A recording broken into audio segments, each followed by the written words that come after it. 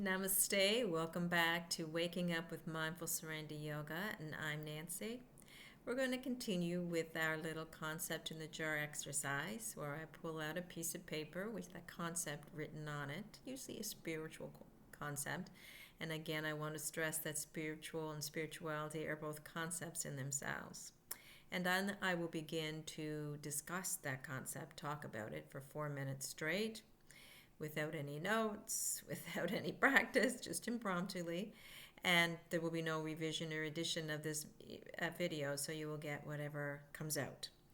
So the reason why I do this is basically to help me with my impromptu speaking skills. I have been a public speaker, well, I used to be a public speaker for a very short period of time. I haven't spoken publicly for a long time other than in my lecturing and classes and whatnot. But I would like to, practice those skills. So that's one of the reasons why I do this in Toastmasters classes, from which I got my public speaking training, I guess you could say.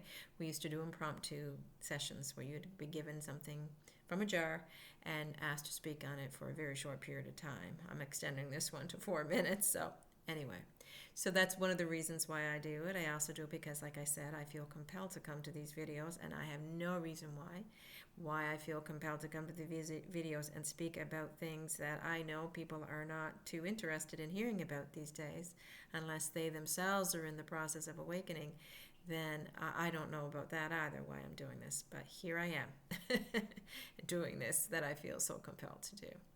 So I will, and this is how going to help me to learn as well, to assimilate the learning that I have gained over the years, tap into that wiser part we all have within us that has nothing to do with the ego, nothing to do with the educated mind.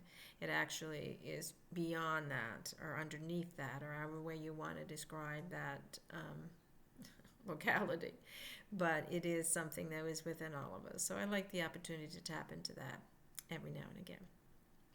So without further ado, I will reach into the jar and pull out a concept. I'm going to take a deep breath, and I'm going to exhale.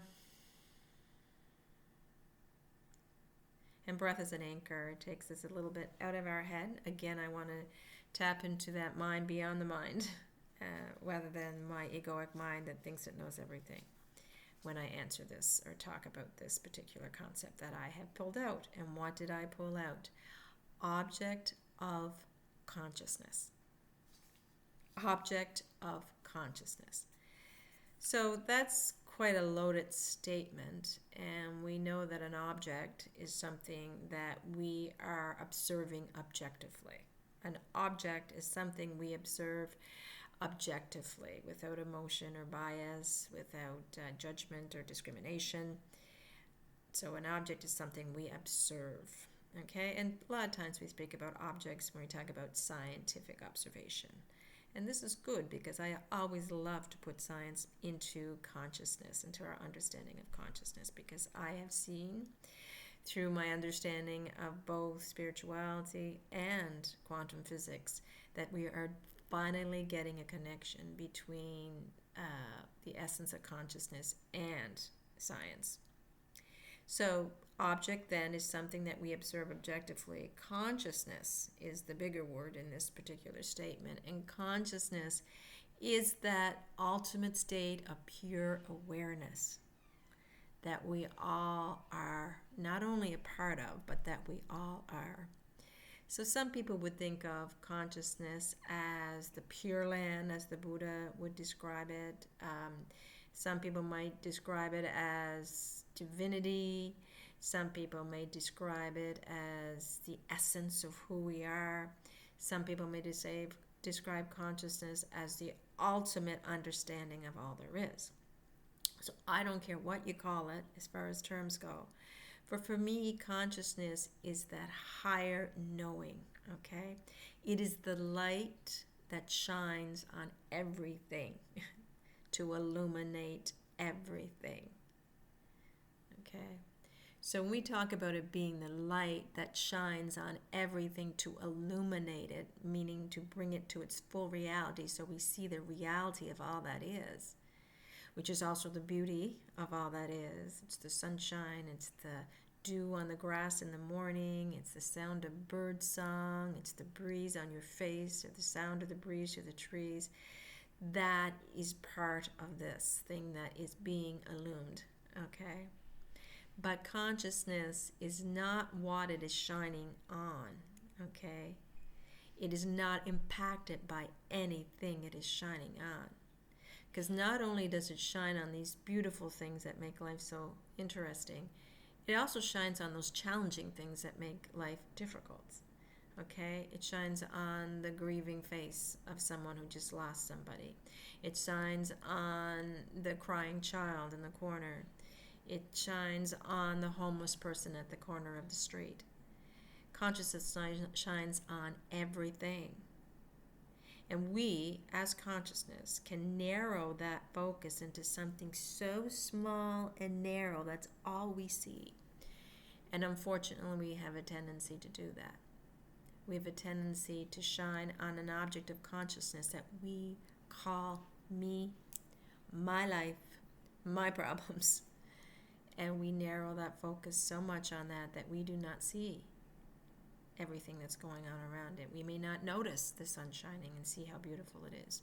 We may not hear the cry of a suffering loved one. We're so focused on me, mine, and mine as the object of consciousness that we don't see the other potential objects of consciousness. So consciousness is the light that shines. What we're seeing, the homeless person, or hearing the bird song, or this story that we created in our minds of me and my life, is the object of consciousness, and that which is observing it is consciousness. That which is shining on it is consciousness. And just like the light of the sun is not contaminated by that which it shines on, no matter what it sees, this object of consciousness is not affected by the pain we're witnessing, not affected by the things we're grabbing for and the pleasure we get from those. And it's not affected by our so-called problems. It is untainted, for it is everything. And eventually, when we realize that the object of consciousness we call me is just that, an object of consciousness, it is not real, it's just something being looked at, and we trace back that light stream to the source, we realize, oh, I'm actually the light of consciousness shining on this thing. And that's beautiful to know that we are not the objects of consciousness. We are the light that is observing objects of consciousness. Anyway, did I ever go over my time? Namaste. Thank you so much.